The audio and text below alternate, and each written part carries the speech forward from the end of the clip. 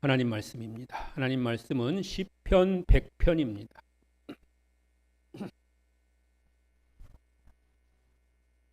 시편 100편 1절로 5절까지의 말씀 함께 봉독하시겠습니다.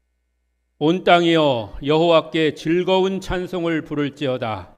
기쁨으로 여호와를 섬기며 노래하면서 그의 앞에 나아갈지어다. 여호와가 우리 하나님이신 줄 너희는 알지어다. 그는 우리를 지으시니요 우리는 그의 것이니 그의 백성이요 그의 기르시는 양이로다. 감사함으로 그의 문에 들어가며 찬송함으로 그의 이름을 송축할지어다. 여호와는 선하시니 그의 인자하심이 영원하고 그의 성실하심이 대대에 이르리로다. 아멘. 할렐루야. 오늘 2025년 추수감사주일입니다. 한 해 동안 하나님께서 우리를 어떻게 인도하셨는지 기억하면서 예배드리는 날입니다. 그러나 솔직히 올해는 감사하기가 쉽지 않은 해이기도 합니다.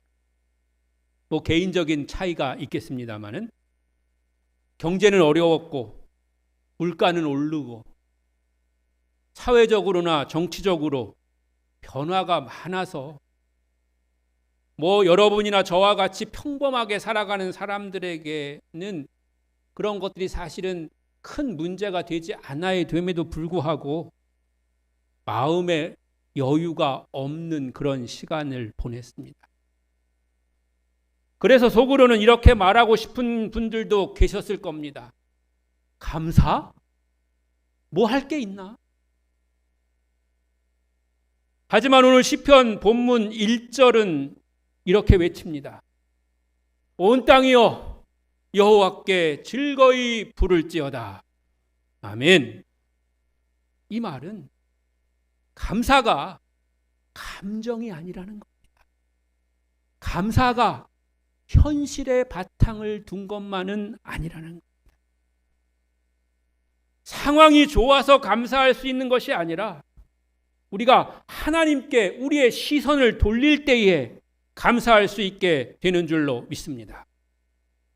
오늘 말씀처럼, 오늘 말씀의 제목처럼 감사가 축복인 것. 그러니까 어떤 그런 열매와 풍성한 축복이 있을 때 우리가 감사할 수 있는 게 아니고 감사할 수 있는 것이 축복이라는 것. 감사가 있을 때 그 안에 축복이 있다는 말씀인 줄로 믿습니다. 감사는 축복의 반응일 뿐만 아니라 감사하는 삶 자체가 하나님의 축복인 것을 믿으시기 바랍니다. 오늘 본문 1절에 즐거이 부르다 라는 그런 말이 있는데요. 이 말은 히브리어로 루아입니다. 이 말은 전쟁에서 승리한 자가 내지르는 승리의 함성입니다. 그러니까 우리가 흔히 말하는 대로 만세 이런 것과 비슷한 겁니다. 즐거이 부르자. 그런 말은 감사가 그냥 마음속에만 간직하고 내가 마음으로는 늘 감사하고 있어. 물론 이것도 물론 중요하고 필요한 거지만 그런 속삭임 아니면 속으로만 하는 그런 것이 아니라 감사가 승리자가 외치는 그런 소리와도 같다는 겁니다. 이스라엘 백성들은 상황이 좋을 때만 감사하지 않았습니다. 광야에서도 감사했고요. 전쟁터에서도 감사했고요. 실패 속에서도 이렇게 노래했습니다. 여호와께 감사하라. 그의 인자하심이 영원하도다. 아멘이죠. 따라서 해보시겠습니다. 여호와께 감사하라. 그의 인자하심이 영원하도다. 그들은 상황을 보고 감사한 게 아니라 하나님 때문에 감사했습니다. 감사는 그리고 표현되어져야 합니다. 감사는 마음에만 간직하는 것이 아닙니다. 우리가 누가 식사 한 끼를 사주거나 커피 한 잔 사줘도 아니면 음료수 하나를 사줘도 감사한다고 그렇게 이야기. 근데 그 하나님은 우리를 존재하게 하시고 또 그 존재를 빛나게 하시는 그런 우주의 주인이신 줄로 믿습니다. 그 하나님께 입술과 행동과 찬양으로 나타내는 표현이 바로 감사입니다. 오늘 여러분들이 드리는 찬양 그리고 아멘이라고 응답할 때, 또 여러분들이 한 주간 동안 쓰신 감사의 편지 들어오면서 편지함에 넣으셨을 텐데 이따가 하나님 앞에 배달될 겁니다. 하나님이 읽어보실 거예요.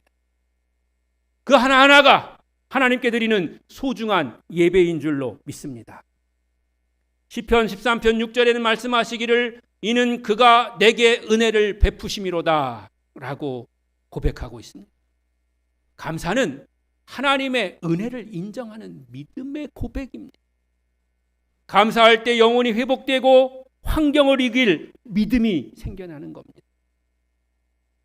오늘 하나님께 드리는 감사절, 이 예배를 통해서 여러분의 영혼이 회복되고 새 힘이 솟아나는 복된 시간 되실 줄로 믿습니다. 또 2절에는 기쁨으로 여호와를 섬기며 노래하면서 그의 앞에 나아갈지어다 라고 되어 있습니다. 여기서 섬기다라고 하는 말은 단순히 봉사한다는 의미가 아닙니다. 그 의미 속에는 예배하다라는 뜻이 포함되어 있습니다. 이스라엘 백성들의 모든 삶은 예배와 연결됩니다. 그러니까 모든 것이 이스라엘 백성들은 예배인 거예요. 섬기는 것도 예배고 일하는 것도 예배고 또 모든 삶 속에서 일어나는 일들이 예배로 연결되는 것이죠. 그래서 고대 이스라엘 백성들은 추수 후에 첫 열매를 하나님께 드리면서 고백합니다. 하나님이 하셨습니다. 하나님의 은혜입니다. 하나님 감사합니다. 오늘 우리의 예배도 이와 다르지 않습니다. 우리의 예배에 있어서 감사는 중요한 요소이고 또 때로는 감사가 없으면 예배가 아닙니다. 우리가 예배하면서 불평하고 예배하면서 의심하고 예배하면서 무언가 속에서는 다른 사람을 향한 증오와 또한 걱정과 근심이 있다면 하나님이 기뻐 받으시는 주님을 영화롭게 하는 그런 예배가 될 수가 없습니다. 그럼 걱정거리가 있는데 어떻게 하냐 이렇게 말씀하실 수가 있습니다. 물론 우리가 살아가면서 왜 걱정이 없고 왜 우리가 염려할 것이 없겠습니까? 그러나 주님 앞에 나올 때에 그 모든 염려, 걱정, 근심, 두려움 이런 것들을 하나님께 맡기시기 바랍니다. 주님이 하셨습니다. 주님이 먼저입니다. 주님이 함께 하십니다. 라고 하는 그런 고백으로 이 한 시간 예배드리는 시간만이라도 그 근심 걱정을 내려놓으시고 예배를 통해서 주시는 은혜로 말씀을 통해서 주시는 하나님의 능력으로 생명으로 그 근심 걱정을 온전히 떨쳐내버리고 이 예배가 끝나고 나갈 때는 믿음으로 은혜로 용기를 가지고 감사함으로 나아갈 수 있어야 될 줄로 믿습니다. 감사하는 마음으로 하나님을 섬기는 삶, 예배하는 삶인 겁니다. 어려운 이웃을 돕는 손길, 교회를 기쁨으로 섬기는 태도, 가정에서 사랑을 나누는 말 한마디, 이 모든 것이 하나님께 드리는 감사의 예배입니다. 로마서 12장 1절은 너희 몸을 하나님이 기뻐하시는 거룩한 산 제물로 드리라 라고 말씀하고 계십니다. 우리의 몸을 드리라는 것은 우리의 이 현실의 삶, 이 세상 가운데 살아가는 모든 것이 하나님 앞에 드려질 산 제물이어야 된다는 겁니다. 교회 나올 때는 넥타이 매고 양복 입고 거룩해 보이지만 세상에서 살아갈 때는 악의를 가지고 사람들을 미워할 뿐만 아니라 자신의 욕심과 이익을 위해서 우리만 살아간다면 그것은 우리의 삶이 산 재물이 되지 않는 겁니다. 우리의 삶 전체가 하나님 앞에 산 재물이 되어야 된다는 것이죠. 그래서 감사는 추수감사절 이 하루에 드리는 이벤트가 아니고 우리 삶의 전체를 하나님 앞에 드리는 겁니다. 감사하는 사람은 예배를 나올 때뿐만 아니라 어디를 가든지 섬김으로 문을 열고 그 사람의 감사가 공동체를 세우고 다른 사람을 편안하게 하고 다른 사람을 세워줄 뿐만 아니라 다른 사람들을 존중하는 그런 삶을 살아갑니다. 오늘 이 예배를 통해서 감사가 회복되며 여러분의 삶에 감사가 넘칠 뿐만 아니라 하나님이 기뻐하시는 거룩한 예배로 날마다 나아가는 여러분들이 되시기를 바랍니다. 또 4절 말씀에 보면 감사함으로 그 문에 들어가며 찬송함으로 그의 궁정에 들어가서 그에게 감사하며 그의 이름을 송축할지어다 라고 말씀하고 계십니다. 예배의 문은 기억으로 열립니다. 감사는 또한 기억에서 시작되는 겁니다. 우리가 감사할 수 있는 이유는 하나님이 하신 일을 기억하기 때문입니다. 그리고 그 기억이 우리의 뇌 속에만 기억되어 있는 게 아니고 우리의 몸에 기록되고 기억되어 있다는 겁니다. 나이 들어서 기억력이 없어지면 어떻게 하나 걱정하실 필요 없습니다. 그 기억만 말하는 게 아니라 우리의 몸에 하나님의 은혜가 기억되고 기록되어 있다는 겁니다. 혹시 여러분이 치매에 걸려서 딴소리를 해도 하나님의 은혜는 여러분의 몸속에 있고 여러분의 체험 속에 기억되어 있는 겁니다. 물론 우리가 나중에 혹시라도 정신이 없어지면 어떻게 하나 걱정하지만 여러분들이 평상시에 믿음으로 감사함으로 사셨으면 그 이후에 여러분을 보는 사람들은 그걸 다 기억하고 인정합니다. 그리고 조금 딴소리 같지만 그렇게 좀 정신이 없어지면 본인은 굉장히 행복하다 그래요. 걱정할 거 없어요. 내 행복하면 됐지 뭐 그때. 하나님 부르실 때 가까워졌는데. 그러니까 여러분 너무 미래 일도 걱정하지 말고 너무 과거 일 때문에도 고통스럽게 생각하지 말고 오늘 내가 감사함을 통해서 하나님의 은혜를 체험하며 믿음으로 살아가면 그 안에서 참된 은혜와 기쁨이 있을 줄로 믿습니다. 병상에서 우리를 일어나게 하신 하나님의 은혜에 감사하고 우리의 자녀들을 지켜주신 은혜에 감사드리며 눈물로 드린 기도를 하나님께서 들으시고 응답하신 것을 생각할 때에 감사하고 쓰러질 때 붙들어 주신 하나님의 손길 때문에 그것을 기억할 때에 감사가 깊어질 줄로 믿습니다. 한 교수가 이렇게 말했습니다. 감사의 반대는 불평이 아니라 망각이다. 감사의 반대말이 불평이 아니고 망각, 즉 잊어버리는 거라. 잊어버리면 우리가 아무것도 할 수 없는 거죠. 감사하지 못하는 이유는 감사할 일이 없어서가 아니라 하나님을 잊었기 때문입니다. 그래서 시편 103편 2편 2절은 그의 모든 은택을 잊지 말지어다 라고 명령하고 있습니다.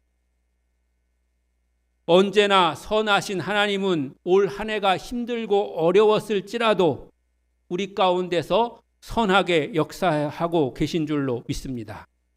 그의 인자하심은 영원했고 그의 성실하심은 대대에 이르렀습니다. 기억이 깊어지면 감사가 자라고 감사가 자라면 믿음이 넓어집니다. 하나님께서 이스라엘 백성에게 자주 명령하신 말씀이 있습니다. 그 말씀은 기억하라는 것입니다. 광야에서 만나를 주셨을 때 요단강을 건널 때에 돌을 세우게 하셨거든요. 왜일까요? 시간이 지나면 은혜를 잊어버리기 때문에 그렇습니다. 세상 사람들의 말 중에는 은혜는 강물에 새기고 원수는 바위에 새긴다는 그런 말이 있는데요. 그러면 평생 불행하게 사는 겁니다. 은혜는 바위에 새기고요. 원수는 강물에 새겨 흘러보내십시오. 그러면 행복하게 될 줄로 믿습니다. 한 성도가 오래된 성경책을 보여주면서 말했습니다. 여기 요 구절 있잖아요. 요 구절. 제가 암투병 중에 있을 때 하나님이 주신 말씀이에요. 그런데 그 말씀 밑에는 눈물로 번진 그런 자국이 나 있었습니다. 그러니까 하나님이 고통 가운데서도 질병 가운데서도 은혜 주시고 말씀으로 함께 해주시고 동행해 주셨던 그 흔적이 그 성경책에 새겨져 있는 거죠. 그 성경책에 새겨져 있는 눈물 자국이 성경책에만 있겠습니까? 그의 마음속에도 그 흔적이 남아 있게 될 줄로 믿습니다. 여러분에게는 이런 기억들이 있습니까? 정말 내 평생 살아가는 동안 지난 날 속에서 내게 새겨주신 하나님의 은혜의 흔적들, 하나님이 함께 하셨던 믿음의 그런 흔적들이 우리에게 있어야 된다고 하는 겁니다. 제가 지금 사용하고 있는 이 성경책은 한 15년쯤 사용한 겁니다. 성경책을 15년 사용하기가 쉽지 않습니다. 왜냐하면 특히 목사는 어디를 가나 가지고 다니고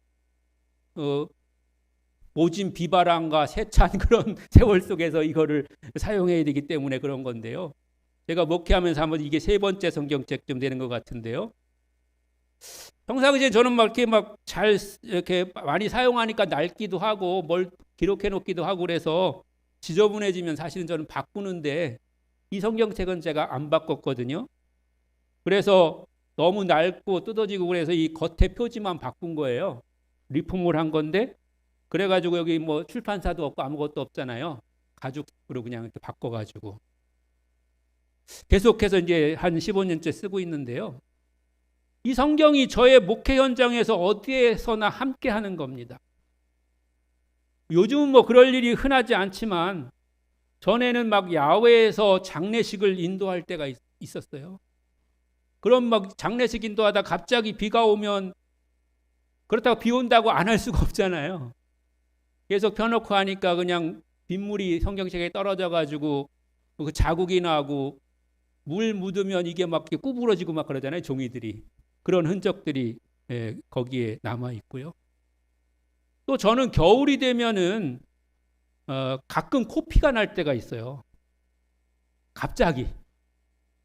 어떤 때는 예배 중에도 그럴 때가 있어요.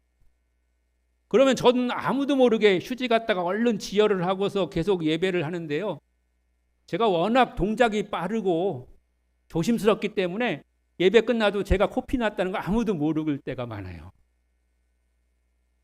그런데 예배 중에나 성경을 읽을 때 코피가 나면요. 제 코피는 그냥 팍 터지는 그런 코피거든요. 그래가지고 성경책에 확 퍼져버려요. 피가. 그래서 이 성경책에는 제 핏자국이 여러 군데 남아 있습니다. 뭐 대단한 거나 중요한 건 아니지만 그러나 저의 그런 예배와 삶과 또 목회의 흔적들이 여기에 이제 새겨져 있는 거죠. 성경책은 저의 목회를 기억하고 있는 겁니다. 이와 같은 믿음의 기억, 그 믿음의 기억은 감사의 뿌리인 겁니다. 하나님께서 여러분의 삶에 행하신 그 은혜를 잊지 마십시오. 현실만 바라보질 말고 우리의 모든 상황 속에서 은혜로 인도하시는 하나님을 기억하고 감사로 나아가는 여러분들이 되시기를 바랍니다. 감사는 현실이 아니라 관점입니다. 문제를 바라보면 원망이 나오지만 하나님을 바라보면 감사가 나옵니다. 직장에서도 가정에서도 교회에서도 불평할 일은 언제나 많습니다. 왜 불평이 없겠습니까? 왜 부족한 게 없겠습니까? 왜 마음에 안 드는 그런 게 없겠습니까? 그러나 감사할 수 있는 단 하나의 이유는 하나님입니다. 혹시 마음속에 내 인생에도 감사할 게 있을까? 이런 질문이 든다면 이렇게 고백해 보십시오. 하나님이 나와 함께 계시니 감사합니다. 따라서 한번 해보시겠습니다. 하나님이 나와 함께 계시니 감사합니다. 아멘. 이 한 문장이 인생의 시선을 완전히 바꾸게 되는 겁니다. 감사라고 하는 게 현실을 부정하라는 게 아닙니다. 현실을 하나님의 시선으로 다시 보는 힘입니다. 이 지긋지긋한 현실, 이 암담한 상황, 빨리 벗어나고 싶고 빨리 잊어버리고 싶고 그런 마음은 누구나 다 있습니다. 그러나 그것을 잊어버린다고 해서 우리가 그것에서 벗어날 수 있는 것이 아니고 그 현실을 하나님의 시선으로 바라보라는 것입니다. 하나님이 함께하고 계신다는 것에 대해서 기억하시라는 것입니다.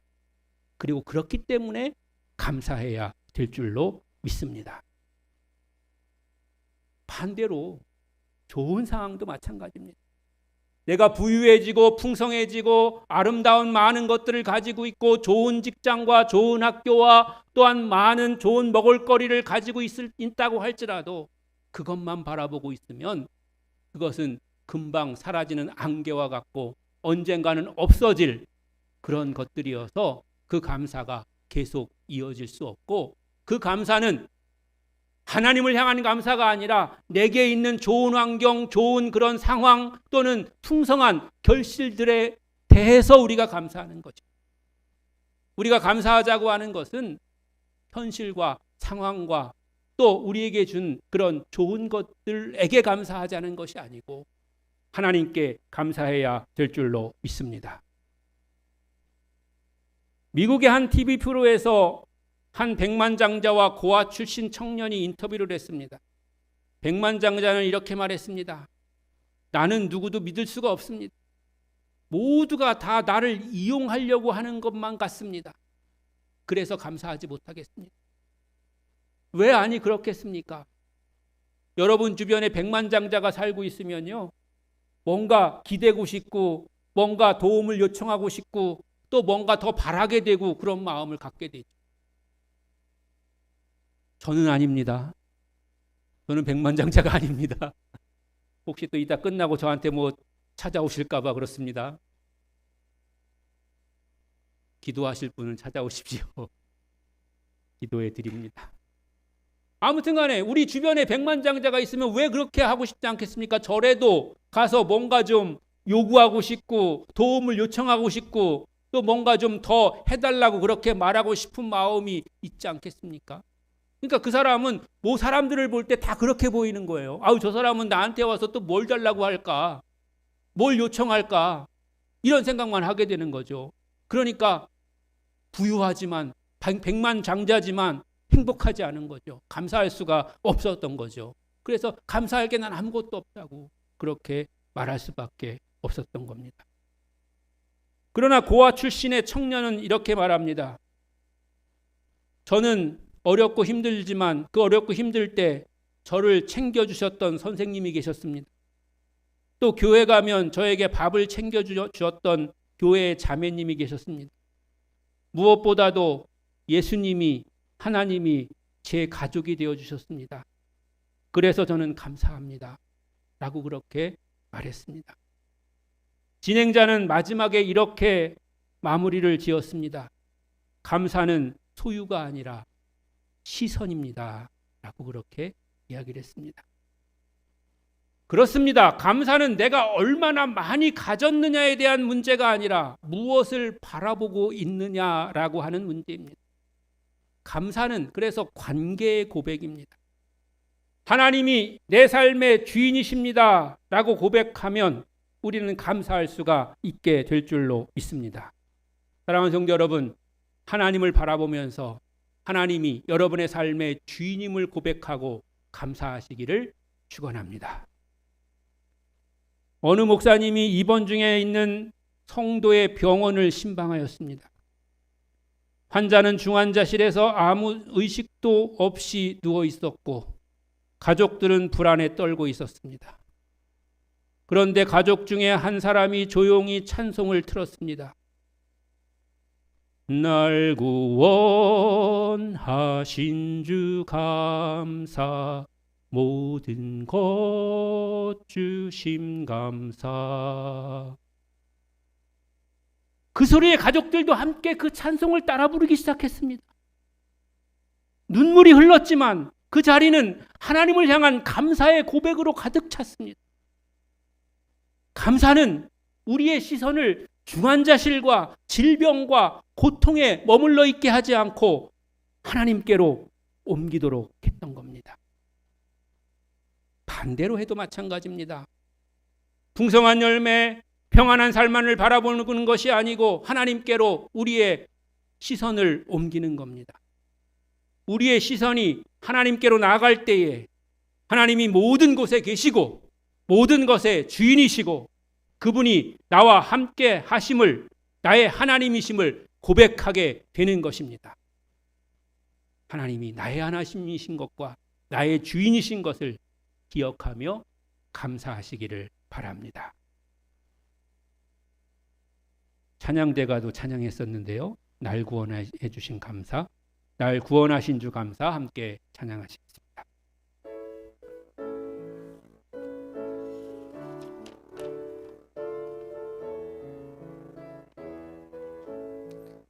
날 구원하신 주 감사, 모든 것 주심 감사. 지난 추억이 내 감사, 주 내 곁에 계시네. 향기로운 봄철의 감사, 외로운 가을날 감사. 사라진 눈물도 감사. 나의 영혼 평안에 응답하신 기도 감사. 거절하신 것 감사. 헤쳐나온 풍랑 감사. 모든 것 채우시네. 아픔과 기쁨도 감사. 절망 중 외로 감사. 증량 못할 은혜 감사. 크신 사랑 감사해. 길가에 장미꽃 감사. 장미가시도 감사. 따스한 가정 희망 주신 것 감사. 기쁨과 슬픔도 감사.